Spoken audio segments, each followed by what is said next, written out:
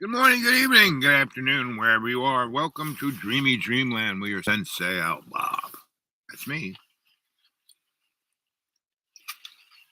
I am your griot here to tell you a story, right? And today's story is, what is an artist? The artist in the first person. That is the reflection from the burning bush.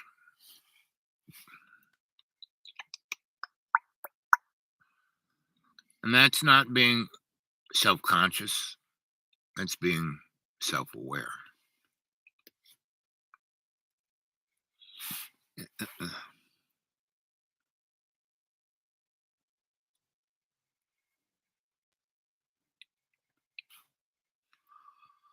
Slapstick silent film star.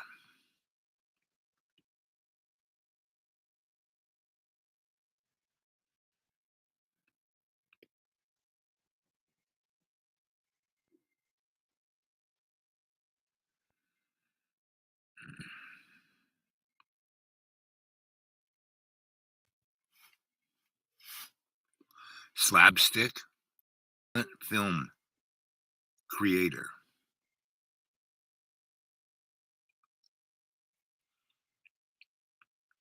Obviously, this device doesn't want to deal with artists in the first person.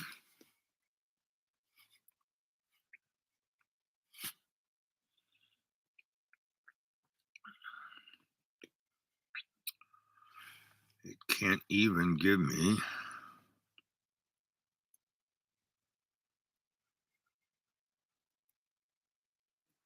the weather.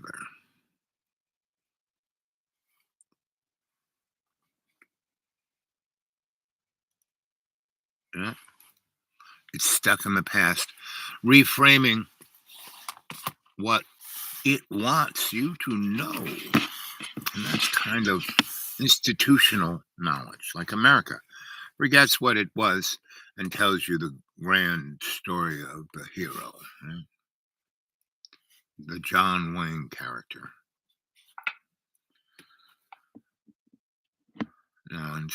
Unless John Wayne was a black transgendered character, it wouldn't be telling you what it is.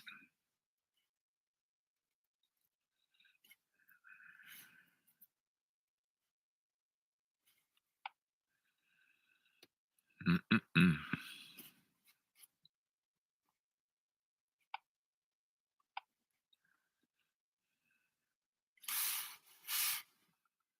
Mm.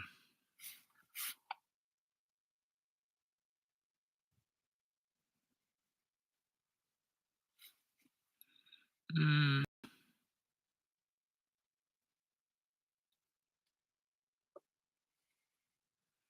Mm.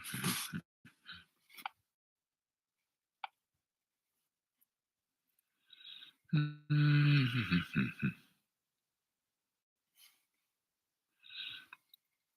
And here on my email, 1, 2, 3, 4, 5, 6, 7, 8, 9, 10, 15, 20, 30.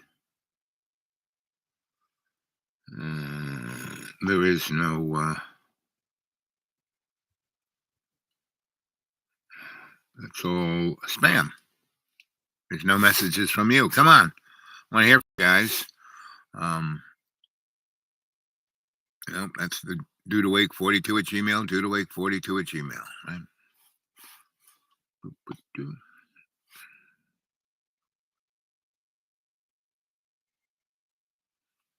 Boo, boo, boo, boo.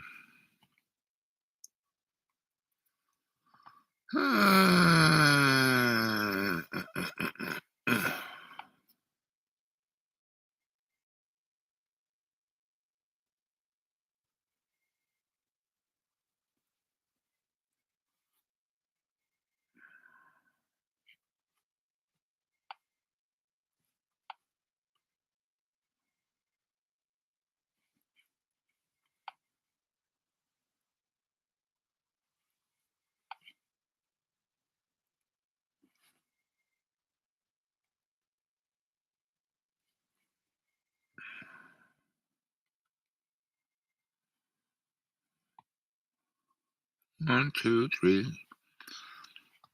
So my last YouTubes were What Matters. 34 people watched it. Just Us. 28 people watched it. Who's That in the Mirror? 22 people watched it. Things Going Bump in the 25. What is Love? 36. Everybody is talking about it. 28. Are you a housing? 53. You are the decider. 11. Nobody wants to be the decider. Here we go again. 37. And all of I did in the car. Basically, as a homeless guy, right? Here in the deep green, had this place 20 years and had 18 amazing years. I mean, nobody here. It was like a nature preserve. My only connection was with animals. Mr. Bunny, Mr. Squirrel, Sweetie Butterfly, the owls, Benny, and Bertha the bear. And who else were? Oh, the cougar, Connie Cougar, and Paulie Panther. And these were real animals, but they were also animal totems, and they were also elements of the paranormal. And that's why I like being out here, because I had this connection. And, Mr. Bigfoot kept coming around, and they would go on a picnic and come to my spot and just go through my stuff and do things like line up stuff. I kind of recycle everything. I buy a bag of styrofoam plates or cups, and I reuse them until they fall apart, right? And then I kind of basically use them to create heat, because the styrofoam's made out of oil; they burn quite nicely. And when you consider using them until they fall apart, and then using them to make heat, that is I think, a better use of the carbon footprint, right? So anyway, but so I would have those plates and cups around for a long time, and Mr. Bigfoot and family would come and do stuff with them, make art out of them, little sticks in them, and do all kinds of things, and line them, like I said, line them up in a line.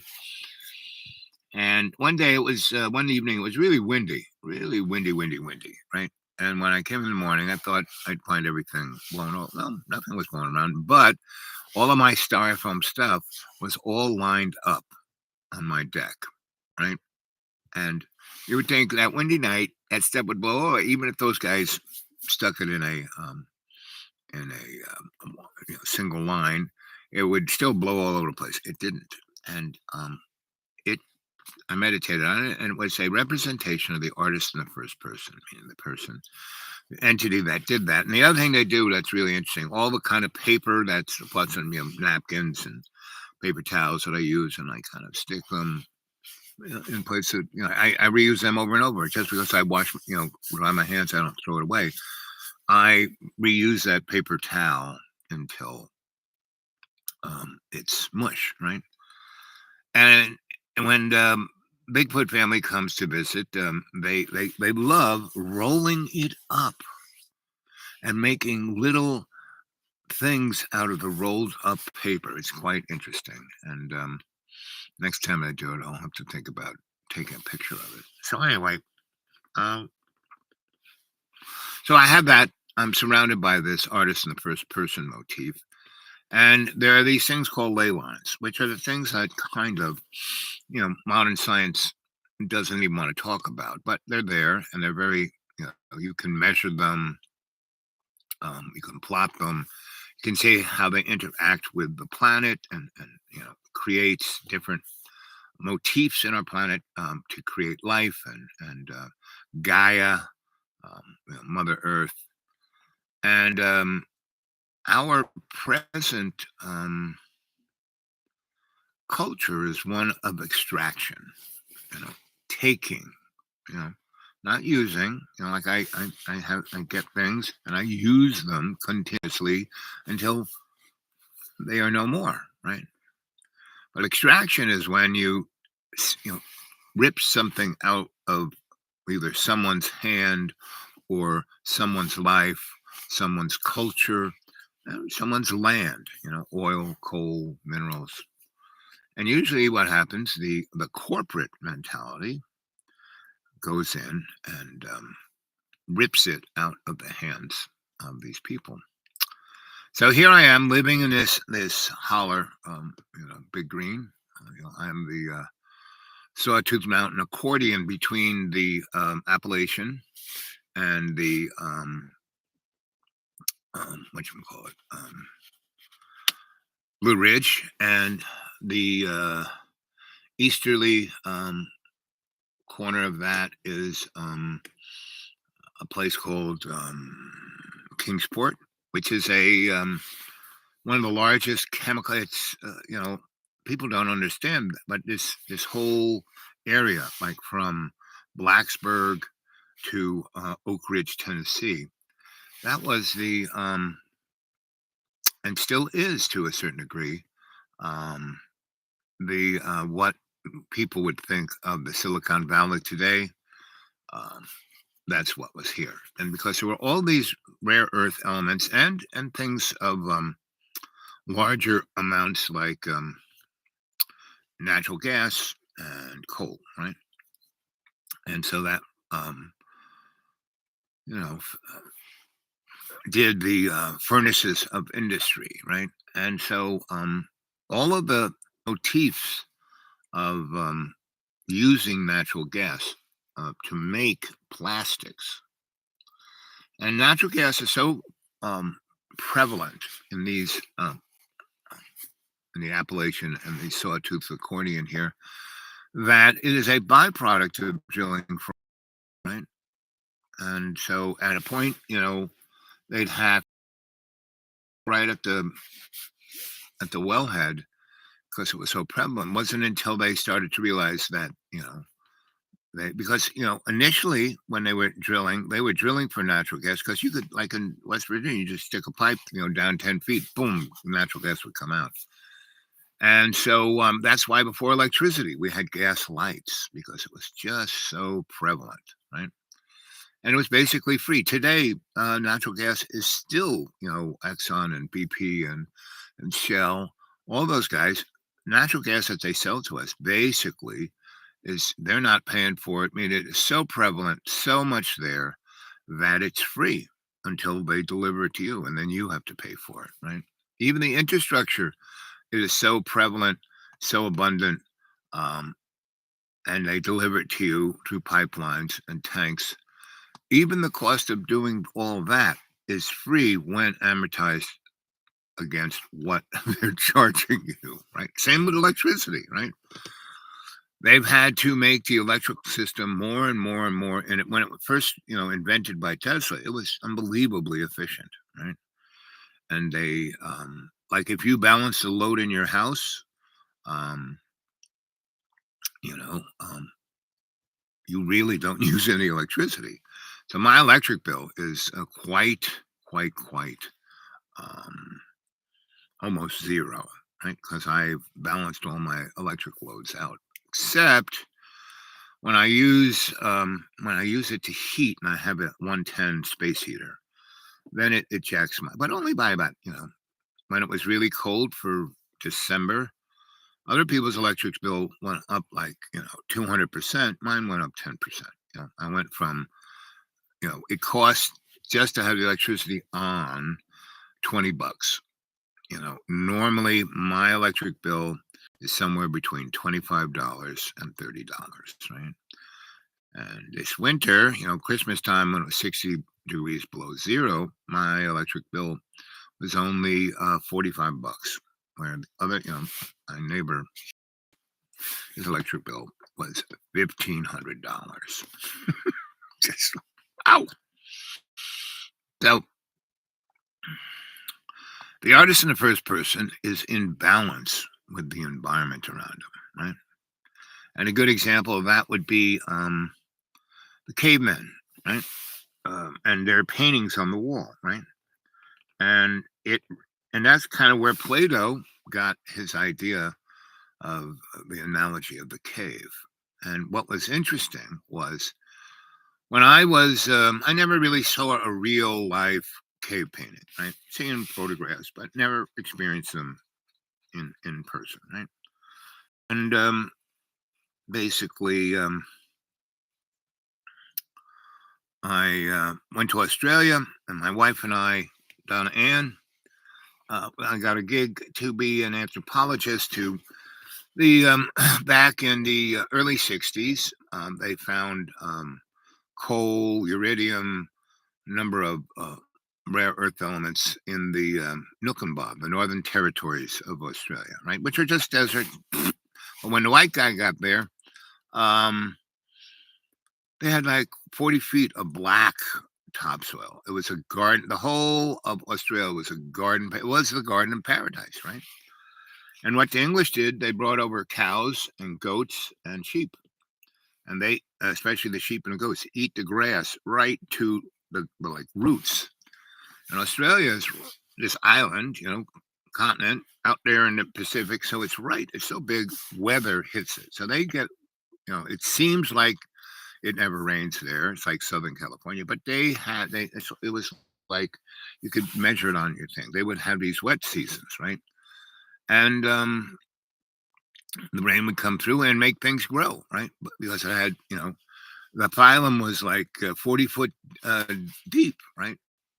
Until the sheep and the goats and the cows were eating the grass. And after 50 years of that, these gigantic rains come through, just like what's going on in California now. And it washed all that topsoil away over a 50-year period. So by 1940, the outback was getting to be pretty deserty, right? And the weather it was still rain really hard. I remember walking about with an old timer. We were going across a plain, and there were all these trees out there in the desert, but they were dead, right? But they were they called iron trees. So I said, when did they die? I said, oh, I don't know, maybe 30 seasons ago. He said, but all of this, when I was a boy, all of this was lush. This was all green, grass, beautiful. And then the white people showed up with their animals, and the animals ate everything to the roots. And then we'd have the rainy season and it would come, right? So we're walking through this thing, and there are all these trees.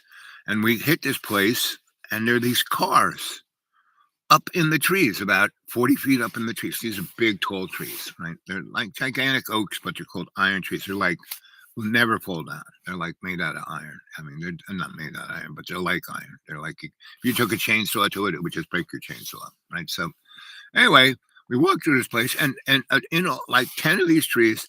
So there's this one says, flood of 48, flood of 50, flood of 53, flood of, on all these dates, and then there's one of flood of 68, one of 73, one of, and we're there, it's 1977.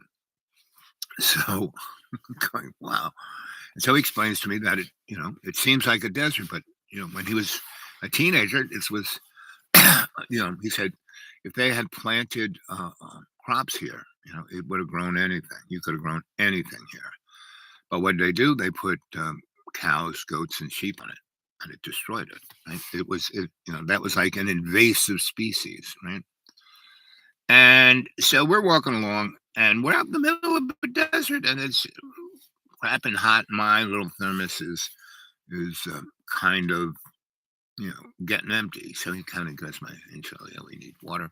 We walk a little bit, and there's just like a little, can't even see it, but there's like a crack in it, right? And it's, so if you look at it this way from the crack, this way, you wouldn't see it. If you look this way, it looks like the Grand Canyon, right? But it's really like no wider than 4 or 5 feet, right?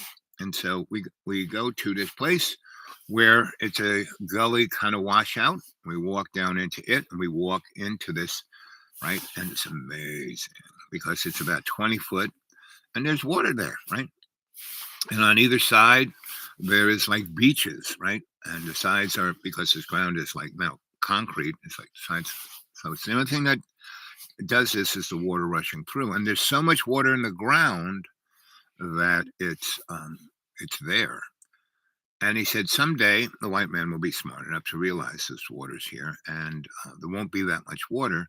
So if they use their drilling apparatus, they will be able to have a great deal of water, right? And they could irrigate this place, and would go back, and the rain would come back, and da da da. So we're down there, and there are all these, plants on the side, because the sun does get down there, but just 4 feet, and kind of shut. But down where we were, it was maybe 50 feet wide.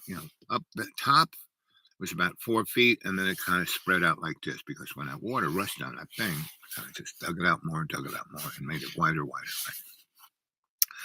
So it's really, really hot. And so we just lie down in the cold sand, and he picks up all of these kind of little plants on the side, and he makes a little fire, and we walk along to a certain point where there is a cave. I mean, more like an indentation, not like a deep cave. And I look around, and the walls of this canyon are kind of craggly. It's not like smooth, but the cave is smooth. And I go in there, and there's a fire pit, right? And so over the side, there are these kind of tubs that really seal. They have little locks on them, and so he opens them up, and he takes out there's pots and stuff, and there's dried food in there in these packets, and these Mylar packets. And he opens up, and there is, this thing, tarp, big pile of little twiggy wood, right? And so he starts a fire, and puts a grate on it, and he, puts a frying pan on there, and there's like freeze-dried, meat of some sort, lamb, I think it was. And, he starts frying that up, and he takes the vegetables we had picked, and he put it in this pot, and he starts boiling them up, and they get, cooked-ish, they cook a little quicker than the meat. And he throws some rice in there from one of these packets, and it's seasoned, and so it cooks that for a bit, and then he the frying pan's big, high frying pan, so he takes what's in the pot, puts it in there, puts the pot on top of it, sticks more wood under the fire, builds it up pretty good. It's going, roaring pretty good. For about 10 minutes, he takes the pot off. He flips the meat over, and it's all nice and crisp and cooked on one side, and all those juices and vegetables are all over it. And we sit down, and then he kind of goes up a ways around the corner, and he comes back with a 6-pack of beer. I said, "Where'd you get that?" He goes, "Oh, we have it in the river. We have these." He took me back over there, and there was like this kind of net, and it had a whole bunch of 6-packs, right? And there were chains that went from the wall, that were kind of drilled into the wall, and went down into the water. And this one chain was pulled up, and it's got this kind of heavy, you know, thing they use to load up boats, that kind of net.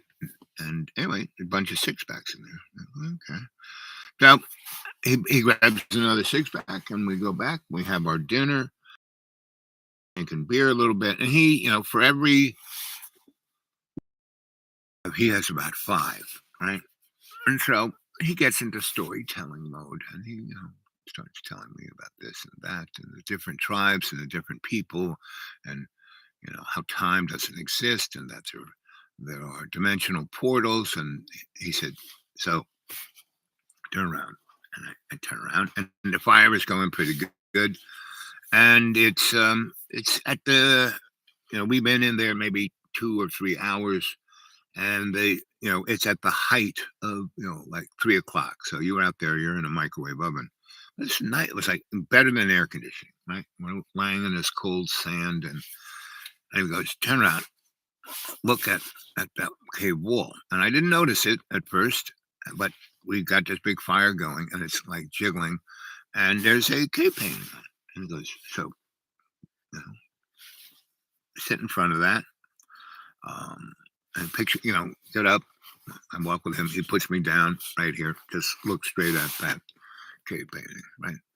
So I look at that cave painting, and behind me, the fire is burning, and above, back there, outside the cave door, is the opening of the canyon, and that sunlight is coming in sideways, somewhat, and so all the light is behind me. Everything in front of me is kind of darkish, right?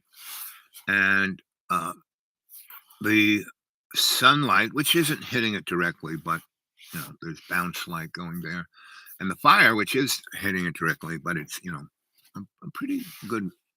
And you almost needed that fire because the sand was moist to the point where you almost felt cold, right?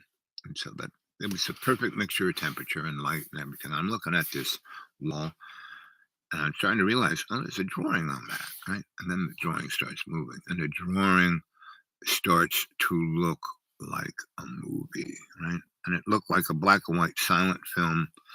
And I was trying to think of who.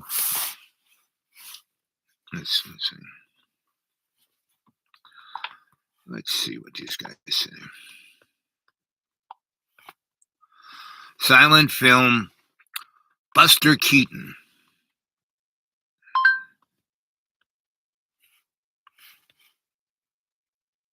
Silent film, Buster Keaton.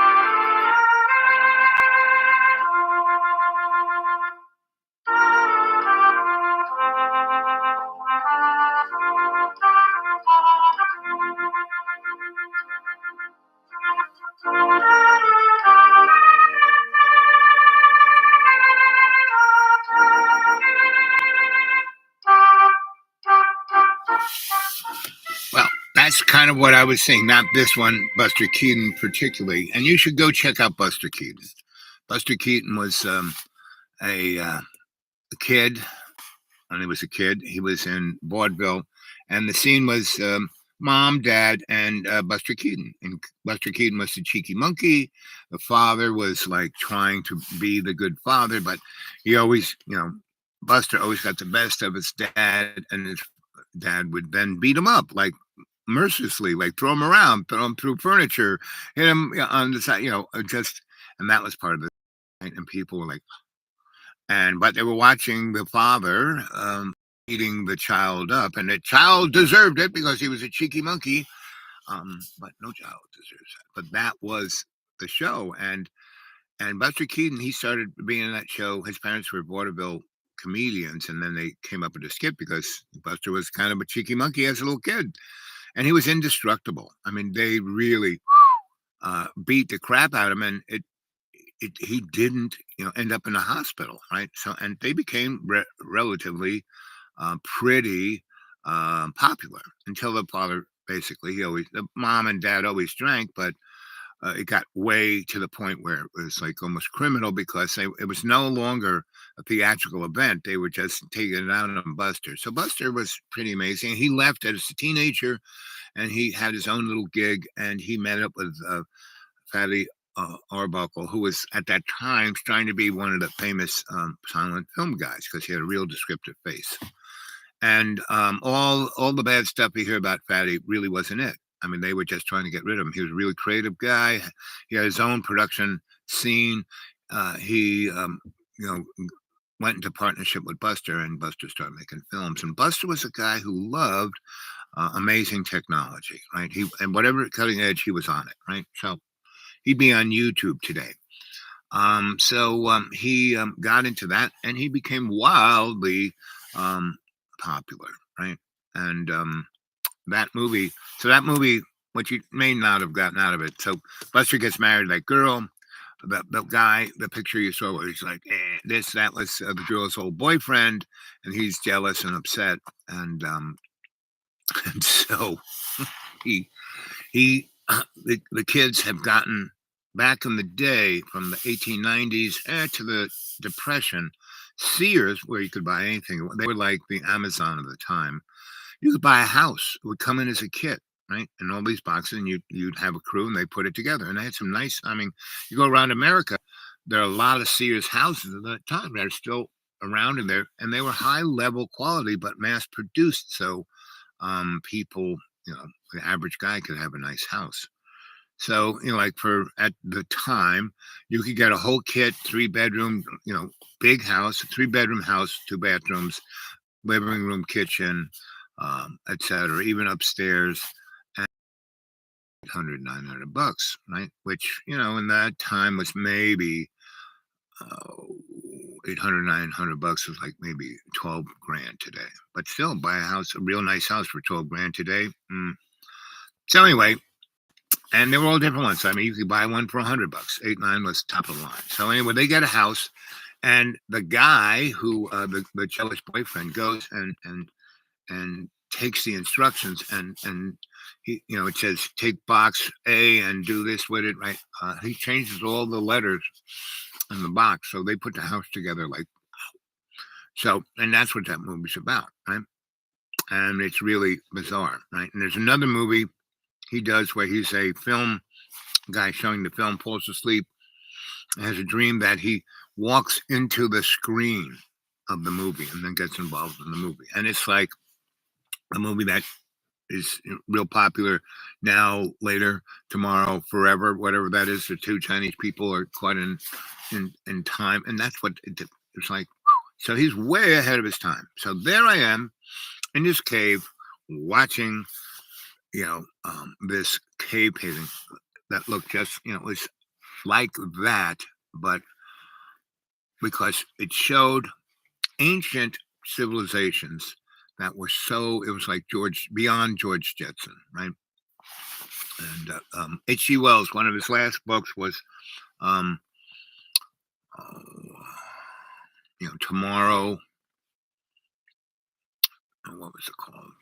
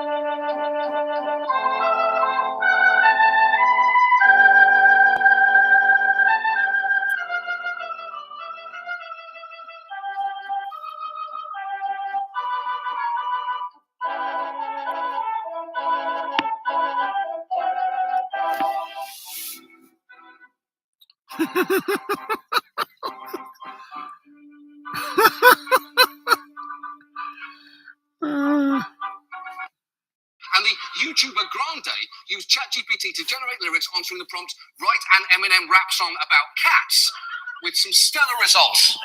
Cats, cats, cats, always on the prowl. They're sneaky and sly with their eyes on the goal. They're the kings of the house, they rule with a purr. Eminem loves cats, can't you tell from his verse? They're independent, they do what they please, but they always come back when you have some cheese. They rub against your legs, they purr in your ear. They're the best companions, they're always near. Meow, meow, meow. They're the kings of the house, kings of the house. They run the show. They don't need a sound. That's not bad, right? From they always come back when you have some cheese to starting the chorus with meow, meow, meow. It's not exactly Eminem's flow. I might have gone with something like their paws are sweaty, can't speak, furry belly, knocking shit off the counter already, mom's spaghetti, but it is pretty good. Real good there. It's how you rhyme king of the house with spouse when mouse is right in front of you. Something like that are clearly very fun. H.G. Wells' last 4 books. H.G. Wells' The Last 4 Books.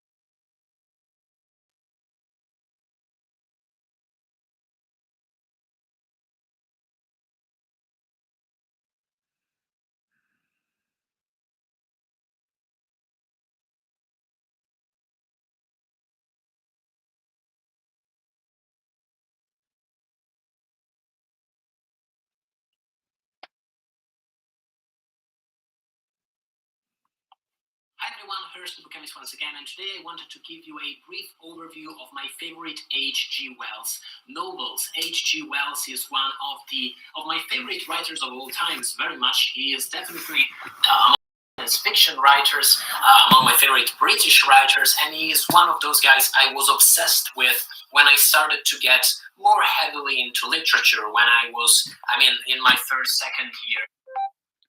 Listing of all of H.G. Wells' books. Listing of all of H.G. Wells' books. Okay, let's see.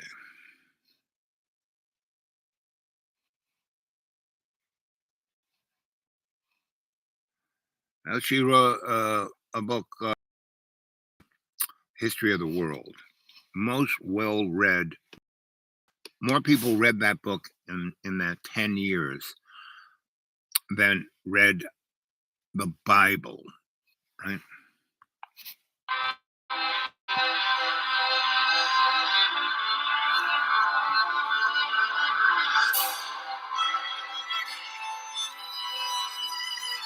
You think they, can you read any of this? No.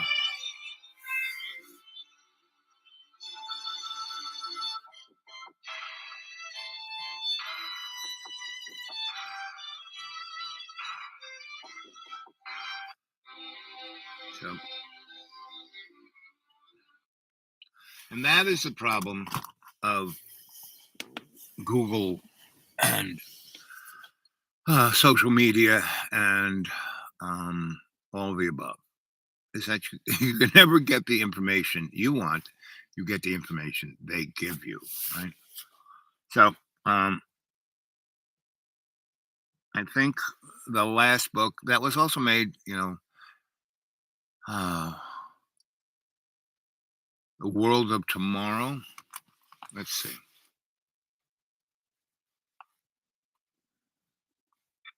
भाई ये बंदा क्या सोचता था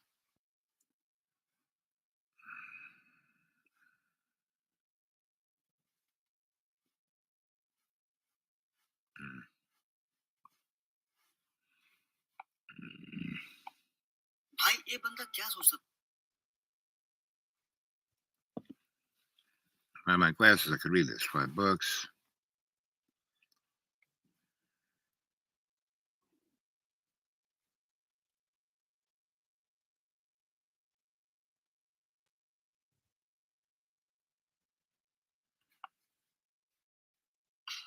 Audible is the best place to listen for everyone. We're story people, comedy people, curious.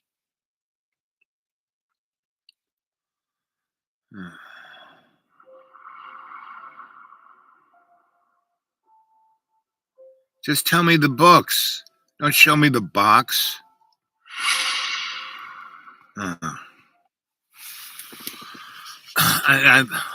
Things of tomorrow.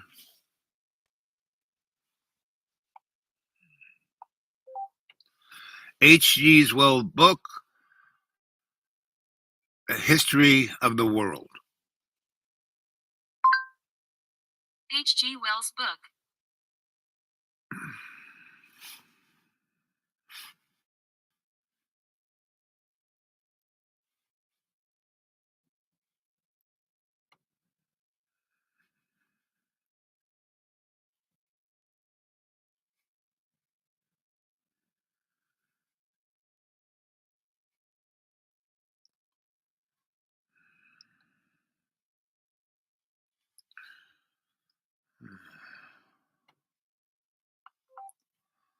H.G. Wells' book, Things of Tomorrow.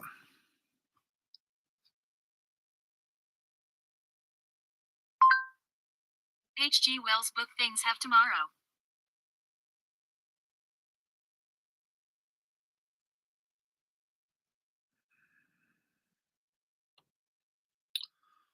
Again, they don't answer any of my questions. They just give me what they want. And so that's the dynamic. The artist, a great example of a great artist that is defined by not the artist itself or themselves, but by what critics and the marketplace says about it. The best would be Marilyn Monroe, right? They made a movie called Blonde, and they just showed this woman as someone who is, just totally traumatized and always being taken advantage. And that wasn't Marilyn Monroe. She was an artist. When she moved to New York, and all the newspapers, she gets off the airplane. What are you doing here in New York? Why aren't you staying in Hollywood? Blah, blah, blah. What are you going to do in New York? And she said, I'm going to be an artist. Right? And her friends, were literary people, right? And artists of every type. And she married one of the greatest playwrights, right? There ever was. And also one of the greatest baseball players, ever known, right? So, and she really loved Joe DiMaggio, and he was a big horse, so he was definitely pounding her pretty good. She liked that, but she wanted intellectual kind of stimulus, and Joe said, "We loved each other, and I will always love her, and she will always love me, but I couldn't give her anything more than physical love." And she needed more because she was an artist. That's what Joe DiMaggio said. Not like that bitch, blah, blah, blah. No, but that. And so the world's problems right now, we're coming at a crossroad where we're either going to throw ourselves back into a dark age. I mean, this ain't end times, kids. That's never going to happen. Never. Because we're here not to hit a finish line. Oh, look, we're in heaven now. Oh, no. This is a place where we express ourselves as the artist in the first person, or we don't. And if we don't, we are expressing ourselves as the egocentric, angry, childish mud puppet, which is just our avatar. It's not who we are. Right?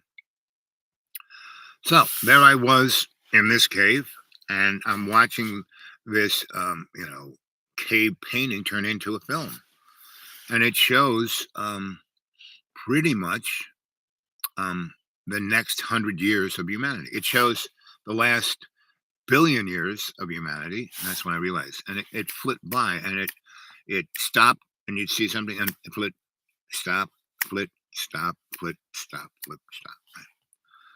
And I was like, whoa. And so all of a sudden, um, my my griot mentor elder of the Walamajiri tribe, he's probably 110. He could walk better than I. He could do anything. He said, it's time to go. And I was sobbing, just sobbing. And he said, here. And he handed me a bottle of whiskey, glug, glug, glug, glug, right?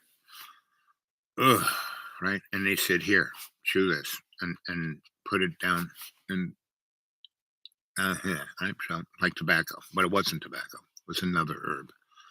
And I chewed it up, and it was a psychotropic herb. And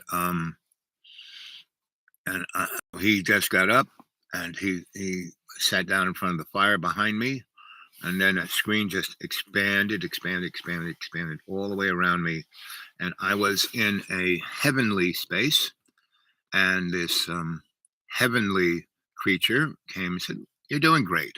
You're doing great. And you got a great teacher in this guy. He is the bomb, right? And you are, this experience is to enable you to suspend your disbelief. I mean, you're already there. You already don't believe in anything. And that's the one side of suspending disbelief. And you also, on the other side, you believe in everything, but you don't believe it. You just accept understanding, right? And if understanding comes to you, then that's what you're looking for, right? So this little experience will heighten your abilities. This is where I got, here's two little mantras for you. Conscious intent, I am. Conscious intent, I am. Conscious intent, I am. Okay. Awareness, I am. Conscious awareness, I am. Conscious awareness. You know how to meditate, so you get yourself in that meditative breath, and you go deeper and deeper, and you bring that into you, and then you go from there. Got it? And go, okay. So I move forward with that, and then we kind of pack up, we clean up the kit, we put out the fire, and he's already pretty much done that, right? And we come out, and it's about maybe 6 o'clock. So the sun is in the west, but it's still there. We still have maybe 4 hours of walking time. And so we walk, and it's beautiful. And the light is, and after having this experience of seeing this moving picture of time and space, and I still had this little wad of stuff in my thing, as I'm walking, again, and this eye is a little wonky to begin with, from the Nazi nun murdering me in first grade. If I'm just looking straight ahead, everything over here is what it had been, what it was, and I'm seeing, just unbelievable cities and people and vehicles of transportation and you name it. I mean, a technological, something far and away better than Star Trek's, Federation. And I'm seeing everyone happy, right? And I'm hearing my mentor, like in my head, stating, well, this is what it used to be. And then man fell from love's co-creation by ego's oppression of illusion. And that's kind of, this is 1977. Now I kind of already was percolating these ideas from my other teachers, from my other experiences, but this is where I got the, love's co-creation, that's the only thing that's real. Everything else is ego's illusion. And it was like, okay, let's see, what is Jamie saying?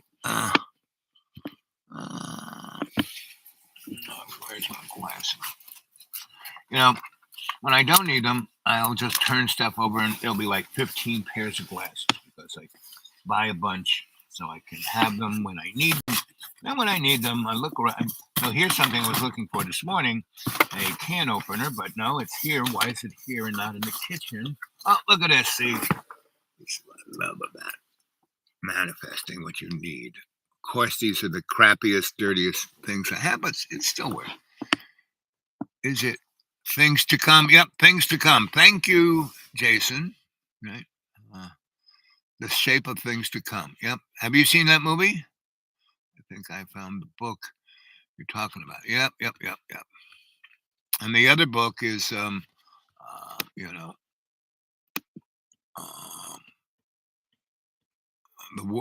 history of the world. I have not seen it. It's out. I'm sure it's on YouTube. Let's see. What's it called? The Shape of Things to Come.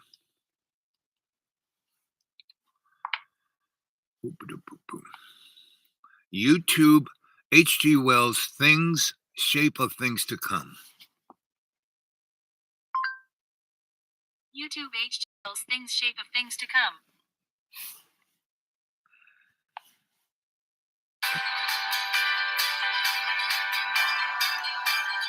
First, we have to see a commercial. Thing that's different about a Verbo vacation home? What? You always have the whole place to yourself.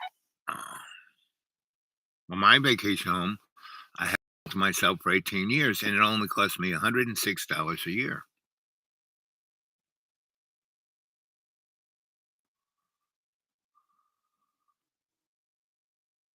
Janus Films. That's right.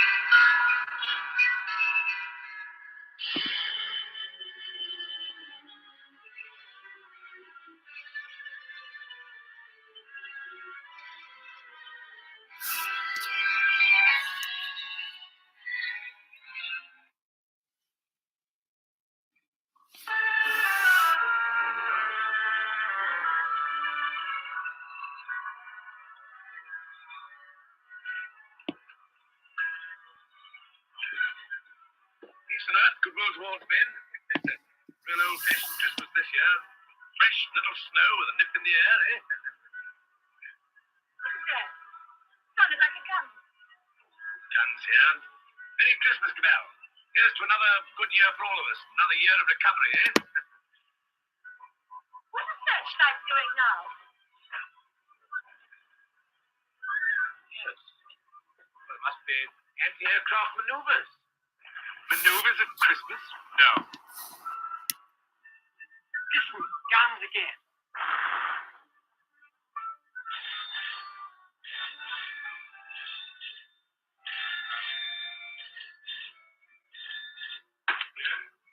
Bell speaking. The hills are across the bridge.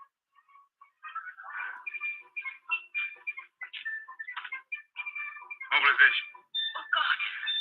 Perhaps it's only precautionary mobilization.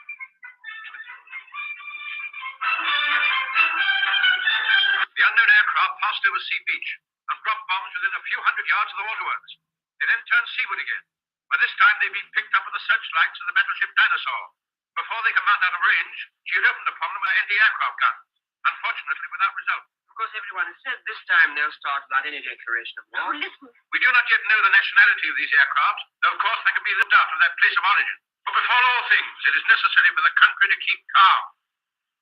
No doubt the losses suffered by the fleet are serious. What losses of the fleet?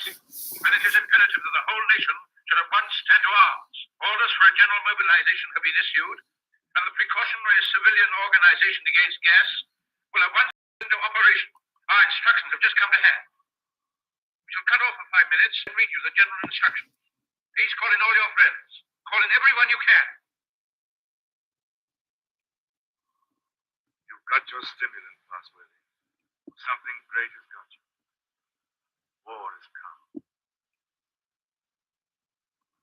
My God, if they've attacked our declaration of war, then it's vengeance. No quarter, vengeance. Punishment. Condign punishment, or else end of civilization altogether. But it's just possible there's some mistake. You know, I cling to that. If not, then it's war to the knife. No, it's not a war, it's extermination of dangerous vermin. A vermin hunt without pause or pity. Well, good night. Well, doesn't that sound like Ukraine, right? And this movie was made in 1938, after World War I, the war to end all wars. And Germany had reasserted itself. It had gotten the Sudetenland, and it was pretty much on again. And this, okay, let's see.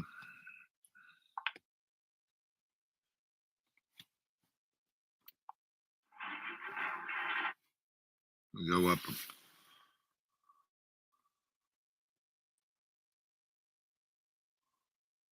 My doctor told me to throw away my pain meds to finally relieve my chronic pain. Here's why. Drinking this before bed can reduce pain. So, thank you, Jason. It's on YouTube, that movie. I'd suggest you folks go see it. Jason, The Shape of Things to Come, like I said, done in 1938, and pretty much gives a good rendition of what's things to come. Right? And what is that? Basically, we go back to the Stone Age and start attacking each other with stones. And we've used up all the airplanes, all the fuel, all the everything. It breaks up into warlords, kind of like Afghanistan did after the war with Russia. And what's now going on? What's going on? We made sure the Taliban took over and went back to what they were doing before we started bombing them, and so other entities like ISIS, which is straight up manufactured by Western. ISIS is not a organic entity, right? It's manufactured. In all of war, there is no organic entity in war. It's manufactured to stimulate business, right? So around here, so I've been here 18, been beautiful. It's nature preserve. And then with the pandemic, all the cockroaches came from California and Florida and all the places that the rich or people who call themselves rich, they're not rich. They're just overextended. They have credits. Like, back in the day, I had ridiculous credit because I would buy things, on mortgages and on credit, and I pay it all off, right? I always had money in a CD, and when that came thing, I pay it all off. And boy, did that spank my credit to the point when I was working for the Desperate Lawyers. Yes, I was making a lot of money, spending 10 times more than I was making, and I would pay off, the Vic and a little bit of the nut, and I was better than most people. So boy, they just kept jacking my credit up to the point where, bing, I died in a plate of spaghetti, and I used that all up. And then I had to just sell everything and become a guy who lives like a millionaire on $400 a month. And one of them was, back when I had cash, I bought the deep green for nothing, fixed it up when times were bad, and you could buy a 2x4, a 12-foot you could buy a 12-foot 2x6 at Lowe's for $1.25. Now it's $35 a 2x6. Just you could buy a sheet of 3/4 inch pressure treated plywood, not OSB, plywood for $8, right? So, hey there, Janie Poo. Good to see you. Jane, do me a favor. Drop me in my email, and anybody wants to get a hold of me, it's the dudeawake42 at gmail, dudeawake42 at gmail. Drop a little email note to you, and because if every 40 days I get, like today, I got 18 spams and not a single personal email. And Google, unless I pay them $3 a month, takes all my information, my photos, my this, my that, and puts it on the cloud, and I can't touch it. They say, "Oh, it's not going anywhere," but you can't touch unless you pay us $3 a month, and I don't even have that. I have a budget. That's why I can be living like a millionaire on $400 a month. Keith, so I've been doing this. I've had this property for 18 years, and it cost, when I first got it, I got it, I was working, doing research for this other entity, and I was working on what, the paranormal dynamics of this neck of the woods, especially in, a comparison to the technological things that have been going on here, right? And so I was traveling between Asheville, upstate and Boone, Kingsport, Elizabethton,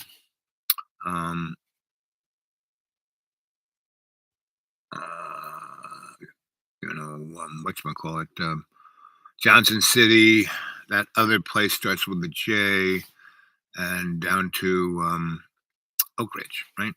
And I was, going into small towns, looking into their libraries of newspaper articles. And so I did that for about a year. So I traveled on certain roads a good deal, and one was 321. And I had bought a little piece of property, a place called Flag Pond, right on the border of North Carolina and Tennessee, right on top of this beautiful mountain. And I stuck my bus up there, and it was beautiful, right? And I one day I'll build something here, and I made a road. I brought electricity up there. I was getting the septic together. I was getting the lot together, but I had it for 3 years, and it cost me $500 down, and whatever I wanted to give that guy every time I saw him, because he was drunk. He always needed cash. I picked him out of a pond, right?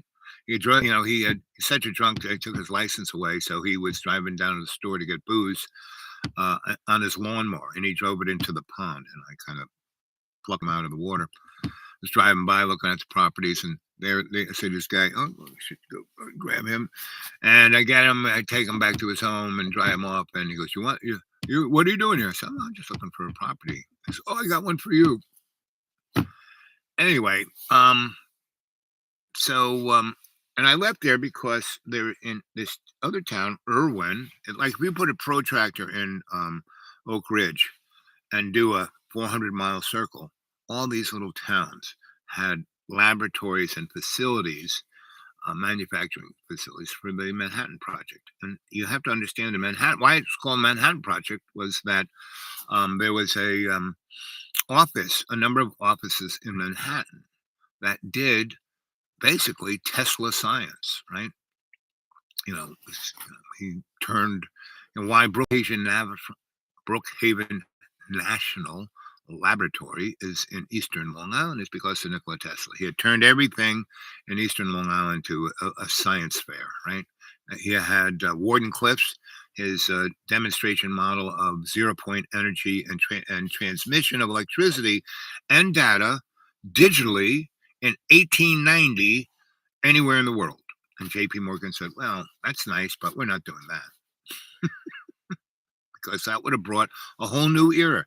No oil, no coal, no plastic, no nothing. It would have been straight up Star Trek, having the replicator, and, because you could turn, he had understood the science of that everything's just electrical, Right? You are electrical. You are an electrical device. You know, Mr. What's his name? The guy who invented, discovered the orgone. What's his name? Starts with a W. But anyway, he could cure, you know, he was a real scientist, European MD, physicist, you name it. He, you know, discovered it all, right? And he spent 25 years, 25 years of, he did like 40,000 individuals that he put, people who were really, the doctor said, there's no hope for you. And so what did they have to lose? They a cardboard box he had, the orgone accumulator, and within 40 minutes they were cured of whatever it was. And they came back a few more times, changed their diet, and because he electrically balanced them out. And now they're just starting to discover this, but people have known about it forever. Back in the 70s, where I had my little healing temple in Wall Street, that was my clientele. Those really rich guys, they'd be, gambling. All Wall Street is legalized gambling, and all around that there were kiddie bars and places to get any drug you wanted or do anything you wanted. And anyway, I lived in a place where the ground floor had the first off-track betting, right? Second floor, the guy sold herb. Third floor, the guy sold cocaine. Fourth floor, the guy sold heroin. Have you heard song Organ Accumulator by Huckman? I'll have to listen to that, Jason. Thank you. Orgone. Yep, that's it. Not Woodrow Wilson. He was the worst president of America, but what was the guy's name? The inventor, Dr. W. But Orgone Accumulator is it. Thank you, Jason. Jason, you need to get a hold of me at the dudeawake42@gmail. We need to talk, off camera here. And so anyway, we live in a world so all the flying saucers people see, a good portion of them, at least 60% are ours, from Earth, made by human beings, right? So that leaves another 40%. So half of that 40% are dimensional craft, and half of those are, us from other times, like way, way in the past or way, way in the future, somewhere around there. And I would say about 10% are folk from other dimensions who aren't human, and other, spatial locations way out there in the stars, right? And they've learned how to bend time and space, and they don't even have a spaceship. They walk into their closet in their bedroom, and they walk out from the men's room at Hardee's. So, oh, look at that! 1 hour, 11 minutes, and 11 seconds. How much juice do we got left?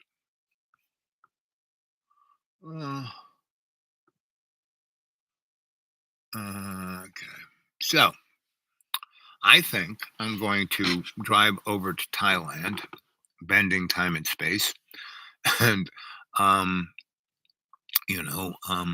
a little something to eat, a little something, and go online there because they have Wi-Fi, and I brought an extension cord and the charger so I can charge up this, because we're down to about 40, right? I'm down to about 40, 50 minutes of this show. So I'm going to carry on in about an hour or so or less, and let's carry on. And why don't all of you 4 people go call up another 4 people and let's get 20 people, let's get 100 people on the live chat. Let's get this community cooking, because what's happening here is happening, all around. I called up a friend of mine in Roanoke. I was really involved in Roanoke's everything, and I was just seeing what was going on with them, and